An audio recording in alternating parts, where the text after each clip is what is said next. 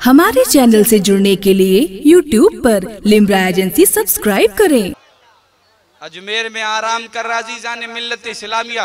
मैं बड़ी तेजी के साथ अपने मौजू की तरफ आ जाऊं तो ज्यादा बेहतर है। ये जश्न गौसे आजम, अल्लाह के वली का जश्न। किसका?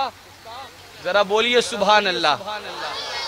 लोग कहते हैं पीर साहब या आप लोग मज़ारों पे बहुत ले जाते हैं। ये गरीब नवाज का आस्थाना हो, गौसे आजम का आस्थाना हो, मखदूम समना का आस्थाना हो, हजरत अबू अली शाह कलंदर का आस्थाना हो, इन आस्थानों पे जाना कहाँ से साबित है?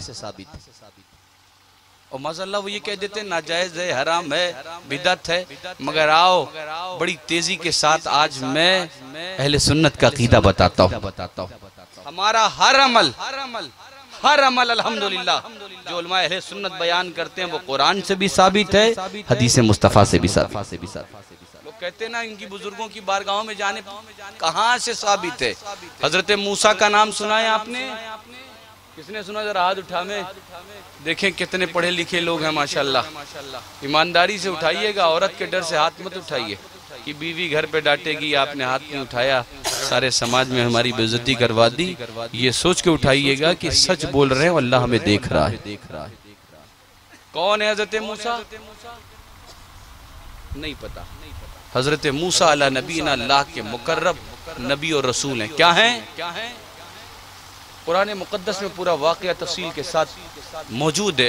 हजरत मूसा अपने मुरीदो खलीफा हजरत यूशा बिन नून के साथ निकले हैं हजरत खिज़्र की तलाश में। किसकी तलाश में? खिज़्र की तलाश में। हजरत खिज़्र के ताल्लुक से दो रिवायतें मौजूद हैं। एक ये कि हजरत खिज़्र अल्लाह के नबी हैं। क्या हैं? ये बात बड़ी कीमती, इसे बयान कर रहा हूँ ताकि आप इसे याद रख लें। हजरत खिज़्र अल्लाह के नबी हैं और एक रिवायत ये है कि हजरत खिज़्र अल्लाह के वली हैं। क्या हैं? अल्लाह के वली हैं। दो रिवायतें अहले इल्म का दो तबका है, मगर कौले मुख्तार ये है, ज्यादा सही बात ये है कि हजरत खिज़्र अल्लाह के वली। क्या है? अल्लाह के वली। और कौन निकला है हजरत खिज़्र की तलाश में? अल्लाह का नबी निकला है अल्लाह के वली की तलाश में। पता ये चला औलिया की बारगाह में जाना ये नबियों की सुन्नत है और अल्लाह का हुक्म है।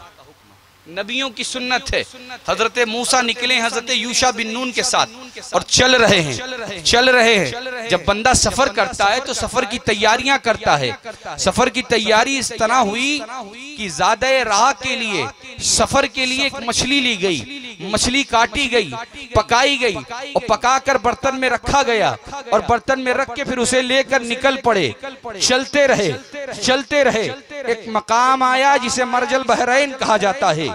उस मकाम पर ठहर गए और कुछ देर ठहर कर आराम करने लगे। लेटे कुछ देर आराम किया और फिर आराम करके फिर उठे और आगे बढ़ गए। और जब आगे बढ़े हजरत मूसा फरमाते हैं यूशा बिन नून, वो रास्ते में जो हम मछली लेकर आए थे वो मछली कहाँ है? रास्ते में जो हमने रास्ते के लिए मछली ली थी वो मछली कहाँ है? तो यूशा बिन नून अर्ज करते हैं हुजूर ये बात मेरे जहन से निकल गई, मैं आपको बताना भूल गया, बात मेरे दिमाग से मोह हो गई, गायब हो गई कि जिस मकाम पर आप आराम कर रहे थे उसी मकाम पर अचानक वो कटी हुई मछली, पकी हुई मछली खुद ब खुद जिंदा हुई और जमीन में सुराख करते हुए दरिया में दाखिल हो गई। कटी मछली, पकी मछली खुद ब खुद जिंदा हो गई और सिर्फ जिंदा नहीं बल्कि जिंदा होकर दरिया में दाखिल हो गई। तो हजरत मूसा फरमाते हैं यूशा बिन नून वापस चलो उसी मकाम पर वापस चलो जिस मकाम पर वो कटी हुई पकी हुई मछली जिंदा हो गई। यूशा बिन नून अर्ज करते हैं हुजूर वापस क्यों? हजरत मूसा फरमाते हैं यूशा बिन नून जहां मुर्दा शय जिंदा हो जाए वहीं अल्लाह का वली आराम करता है। क्या समझे? हम बुजुर्गों की बारगाहों में इसलिए जाते हैं, अल्लाह वालों के आस्थाने पर इसलिए जाकर कासे गदाई फैलाते हैं, इसलिए कि अल्लाह वाले मुर्दा दिलों को भी जिंदा करते हैं और मुर्दा किस्मतों को भी खूबसूरत बना दिया। हम गरीब नवाज के आस्थाने पे जाते हैं, गौसे आजम की बारगाह में जाते हैं। सरकार गौसे आजम की शान, अल्लाह अकबर। आला हजरत फरमाते वाह क्या मर्तबा, ए गौस है बाला तेरा। अजीजान मिल्लत इस्लामिया, सिर्फ एक करामत सुनाकर गुफ्तगू खत्म करता हूँ। सरकार आला हजरत ने अपने अशार में वो बात कही है जो लोग पूरे पूरे रिसाले में नहीं कह पाते। वो एक शेर में कह दिया करते हैं, अजीजान मिल्लत इस्लामिया, अब्दुल कादिर जिलानी की शान देखो, मकाम देखो, उनका मर्तबा देखो, उनकी शान विलायत देखो। शान विलायत क्या है अब्दुल कादिर जिलानी? बगदाद में एक औरत है, हर बुजुर्ग की बारगाह में पहुंची, हुजूर औलाद नहीं है, ला औलाद हूँ, दुआ फरमा दीजिए अल्लाह साहिब औलाद फरमा दे। रिवायतों में मिलता है बगदाद में कोई ऐसी बारगाह नहीं थी कि जिस बारगाह में जाकर उसने कासे गदाई न फैलाया। हुजूर औलाद की भीख मांगते मांगते थक गई, मगर उसे किसी दर से औलाद की खुशखबरी अता नहीं की गई। अचानक चलती रही, एक शख्स मिला, उसने पूछा क्या बात है, बड़ी परेशान नजर आ रही हो। कहने लगी परेशानी की वजह यह है कि मेरे पास कोई बेटा नहीं है, लोग मेरा मजाक उड़ाते हैं, मेरे शौहर पर तानो तशनी करते हैं, मैंने पूरे बगदाद में चक्कर लगा लिया मगर मेरी कोई सुनने वाला नहीं, कोई मदद करने वाला नहीं, कोई हाजत रवाई करने वाला नहीं, कोई दस्तगीरी करने वाला नहीं। जब उस शख्स ने ये बात सुनी तो उसने कहा सुन सुन, परेशान मत हो, जिसकी कोई नहीं सुनता है उसकी अब्दुल कादिर सुनता है। जिसकी कोई सुनने वाला नहीं होता उसकी अब्दुल कादिर सुनता है। औरत की आंखों से आंसुओं का सैलाब जारी हो गया। वो समझ गई आज मेरी किस्मत बदलने वाली है, आज मेरी दुनिया संवरने वाली है। कहा वो कौन है, कैसा दिखता है, कहाँ रहता है? उस शख्स ने पूरे अहवाल अब्दुल कादिर जिलानी के बता दिए। उस औरत ने जब बात सुनी तो खुशियां मौजे मारने लगी और निगाहें झुकाकर चलने लगी। बारगाहे अब्दुल कादिर जिलानी में पहुंची, अर्ज किया सरकार पूरे बगदाद में हर दर पे भीख मांग चुकी हूँ मगर मेरी किसी ने नहीं सुनी। सरकार आपके पास आई हूँ बड़ी उम्मतों के साथ, बड़ी उम्मीदों के साथ, बड़ी मुरादों के साथ, बड़ी मन्नतों के साथ, बड़ी ख्वाहिशों के साथ। सरकार मेरे पास औलाद नहीं है, दुआ कर दीजिए अल्लाह साहिब औलाद फरमा दे।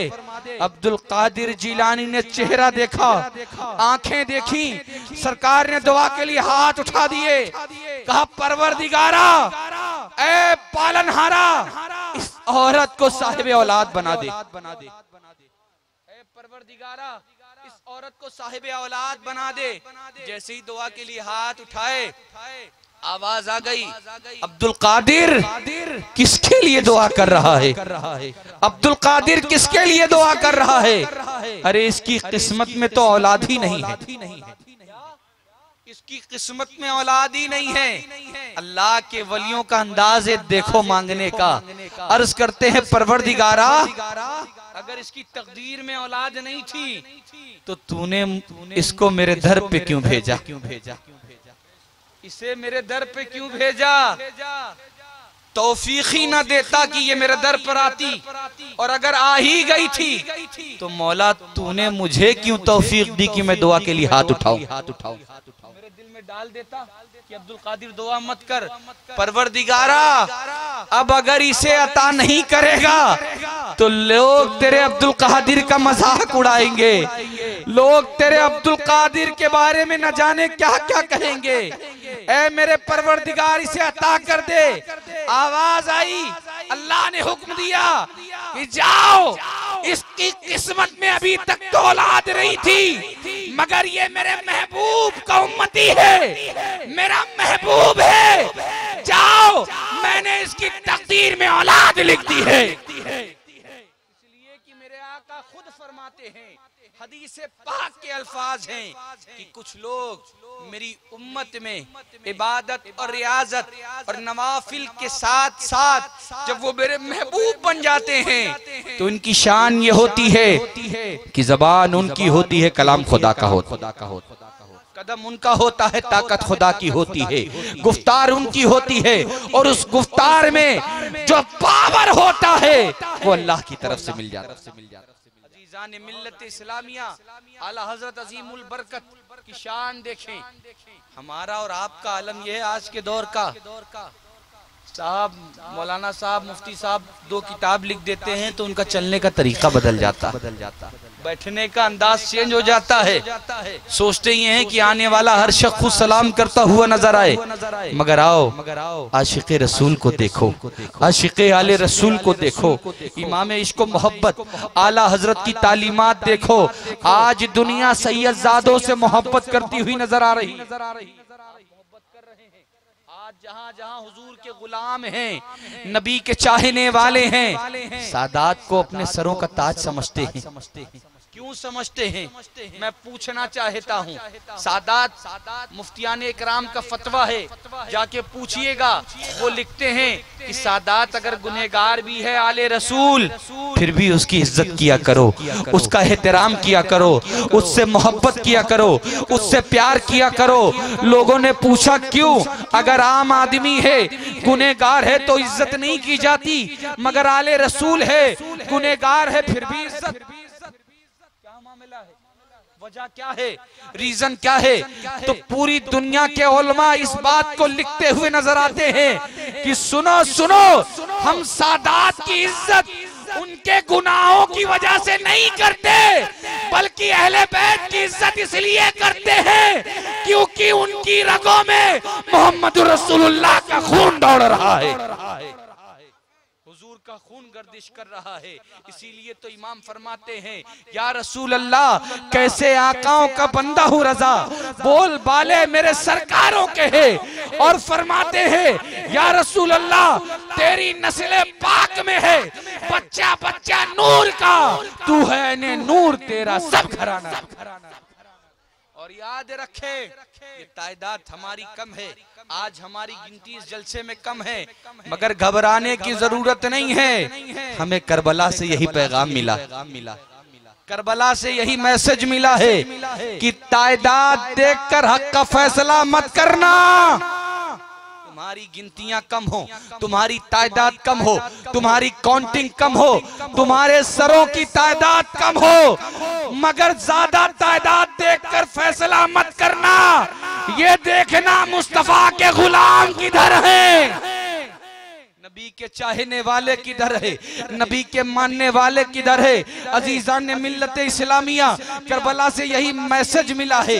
20 से 22 हजार का लश्कर यजीद लेकर आया था। करबला में जो नुफूस कुदसिया थे वो 70, 72, 82, कितने 72, अक्सर मुर्रिखीन ने 72 लिखा है, मगर दुनिया ने क्या देखा कि 20 से 22 हजार का लश्कर यजीदी फौज है, इमाम आली मकाम का सर जिस्म से जुदा किया जा रहा है। मगर तारीख ने ऐसा इनकलाब लिखा जो कयामत तक बुलाया नहीं जा सकता। और क्या इनकलाब? इनकलाब ये कि जो सर काट रहे थे वो हार गए, और जिन्होंने सर कटाया वो जीत गए। सर काटने वाले हार गए, सर कटाने वाले जीत गए। आज कहीं देखो यजीद दिख रहा है, यजीद के नाम लेवा दिख रहे हैं, यजीद के चाहने वाले दिख रहे हैं, मगर हुसैन हर घर में है, हर नगर में है, हर डगर में है, हर शहर में है, हर बस्ती में है। और सच्चाई ये है कि नबी के हर गुलाम के दिल में हुसैन, कहीं गुलाम हुसैन, कहीं मुर्तजा हुसैन, कहीं मुशर्रफ हुसैन, कहीं अशरफ हुसैन, कहीं कोई हुसैन, कहीं कोई हुसैन। हुसैन का नाम इतना पाकीज़ा है, अल्लाह ने हुसैन के नाम में वो तासीर अता कर दी, वो चाशनी दे दी, वो बरकत दे दी कि यजीद के नाम लेवा तो नजर नहीं आते, मगर हुसैन के चाहने वाले हर मोहल्ले में नजर आ रहे, हर गली में नजर आ रहे, हर जगह नजर आ रहे हैं। अजीजान मिल्लत इस्लामिया, यही पैगाम इमाम हुसैन का है, यही पैगाम गौसे आजम अब्दुल कादिर जीलानी का है। मैं अर्ज कर रहा था, आला हजरत के उस शेर पर मैं अपनी गुफ्तगू खत्म करना चाहता हूँ। अजीजान मिल्लत इस्लामिया, वो इमाम इश्क व मोहब्बत, दुनिया जिन्हें मुजद्दिद दीन व मिल्लत कहती है, दुनिया जिन्हें मोजज़ात रसूल कहती है। अल्लाहु अकबर, अजीमुल बरकत आला हजरत मुजद्दिद दीन व मिल्लत ने कमो बेश 1000 किताबें लिख दी, मगर वारे इमाम 1000 किताब लिखने के बाद चंद किताबों में लोग बदल जाते हैं, चलने फिरने का अंदाज बदल देते हैं, गुफ्तगू का मेयार बदल जाता है, रहने सहने का सलीका चेंज हो जाता है।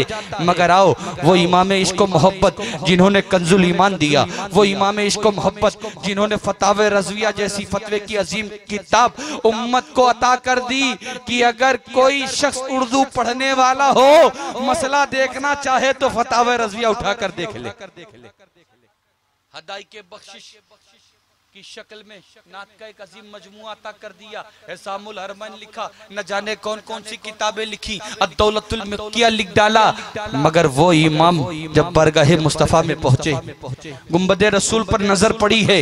आज का कोई शख्स होता, आज का कोई आलिम होता तो शायद बारगाहे मुस्तफ़ा में पहुंचने के बाद ये कह देता, या रसूल अल्लाह, मेरी बख्शिश के लिए मेरी ये किताब है, मेरी बख्शिश के लिए मेरी ये किताब है, मेरी बख्शिश और मेरी मग़फ़िरत के लिए मेरी यही किताब काफी है। मगर कुर्बान जाओ, इमाम इश्क व मोहब्बत पर उन्होंने क़यामत तक आने वाले गुलामों को ज़हन दे दिया है। लोगों, जब आला हजरत पहुंचे हैं बारगाहे मुस्तफ़ा में तो ये नहीं कहते, या रसूल अल्लाह, मैंने कंजुल ईमान कुरान का तर्जुमा किया है, मेरी बख्शिश के लिए वो है, फतावे रज़विया मेरी बख्शिश के लिए है, अद्दौलतुल मक्किया मेरी बख्शिश और मग़फ़िरत के लिए है, एहसामुल हरमैन मेरी बख्शिश के लिए है।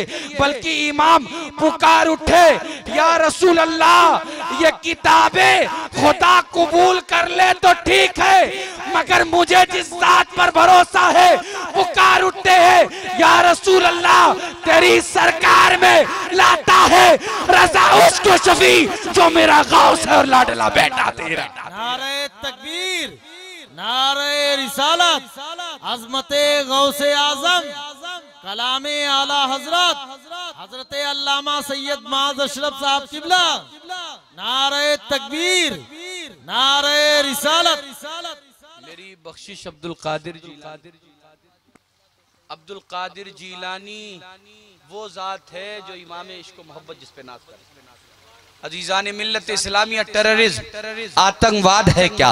देशद्रोह आज बड़ी तेजी के साथ दहशतगर्दी बढ़ रही है। लोग ये कहते हैं इस्लाम आतंकवाद को बढ़ावा देता है, इस्लाम दहशतगर्दी को बढ़ावा देता है। मगर आओ, हिंदुस्तान की तारीख उठाकर देखो, अताए रसूल जब मुल्क हिंदुस्तान तशरीफ लाए हैं अपने चंद चाहने वालों के साथ, तो देखने वालों ने ये मंजर भी देखा, अरे ये है कौन, आने वाला कौन है जिसके हाथों में तस्बीह है, मुसल्ला है।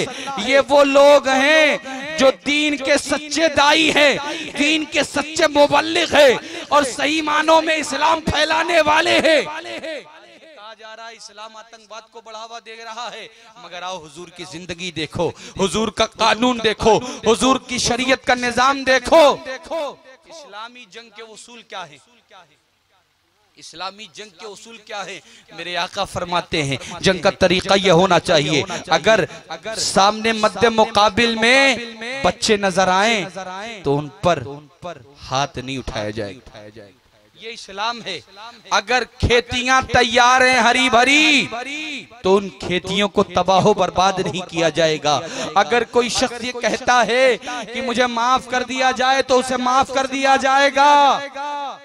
ये कानून इस्लाम है, ये नबी का निजाम है, ये नबी की शरीयत है। और वो लोग जो इस्लाम के नाम पर मुसलमानों को बदनाम कर रहे हैं, उनका ना इस्लाम से कोई ताल्लुक है, ना मोहम्मद रसूलुल्लाह से कोई ताल्लुक। इसलिए कि ये वही लोग हैं जो मस्जिदों में बम ब्लास्ट करते हैं, आस्थानों में बम ब्लास्ट करते हैं, अरे जब रसूल की शरीयत का निजाम ये है कि अगर पड़ोस में रहने वाला काफिर भी पड़ोस में रहने वाला काफिर भी भूखा है तो उसका ख्याल रखा जाए। पड़ोस में हमारे रहने वाला अगर काफिर भी मुसलमान नहीं है, भूखा सो रहा है, तो हमारे रसूल का कानून यह है कि हमें उसका ख्याल रखना। और वहां पर मुसलमान को मार रहा है, तो ये वो लोग हैं जिनका न इस्लाम से कोई ताल्लुक है न बानी इस्लाम से कोई ताल्लुक। इसलिए इन्हें मुसलमान मत कहिए, ये मुसलमान नहीं, ये आतंकवादी हैं, ये फसादी हैं। मुसलमान कहना है तो गौसे आजम अब्दुल कादिर जिलानी को कहो। मुसलमान देखना हिंदुस्तान में तो अताए रसूल को देखो, निजामुद्दीन औलिया को देखो, वारिसे देवा को देखो, मखदूम समना को देखो, मदारुल आलमीन को देखो। ये है मुसलमान जिनको देखने के बाद लोग बरमला ये कहने पर मजबूर हो जाते हैं, अरे जब मोहम्मद रसूलुल्लाह के गुलाम की जिंदगी इतनी खूबसूरत है तो नबियों के इमाम की जिंदगी कितनी खूबसूरत होगी। अजीजान मिल्लत इस्लामिया, इसलिए आप ऐसे लोगों से दूर रहें और ऐसे लोगों को बाइकाट करें। ना इस्लाम से इनका कोई ताल्लुक है, न पैगंबर इस्लाम के कानून से कोई ताल्लुक है। अल्लाह ताला हम सबको कहने सुनने से ज्यादा अमल करने की तौफीक अता फरमाए। और खास तौर से एक बात मैं बता दूं, आप घबराएं मत, ये हमारे बुजुर्गों का करम है। हम तो बहुत गुनहगार हैं, हमारे अमाल इस लायक नहीं कि हम जिंदा रहें, जमीन हमें निगल जाए, मगर ये गरीब नवाज हमारी पुष्ट पनाही फरमा रहे। हमारे आका अताए रसूल हमारी निगहबानी फरमा रहे हैं। इसी मुल्क हिंदुस्तान में आपने देखा था एक दौर ऐसा आया था 2 साल पहले कि हुकूमत ने करेंसी चेंज की, नोट तब्दील किया, पूरा मुल्क परेशान हो गया। न जाने कितने बीमार बगैर इलाज के इसलिए मर गए कि उनके पास पैसे तो थे मगर नया नोट नहीं था, नई करेंसी नहीं थी। कितनी बच्चियों की शादी इस वजह से नहीं हुई क्योंकि उनके पास पैसा तो था मगर पुराना नोट था। आज मैं ये पैगाम देना चाहता हूँ मुसलमानों तुम्हें, ये हुकूमत बताना चाहती थी, पैगाम देना चाहती थी पूरे मुल्क को कि लोगों ये करेंसी मेरे हाथ में है, मुल्क का निजाम मेरे हाथ में है।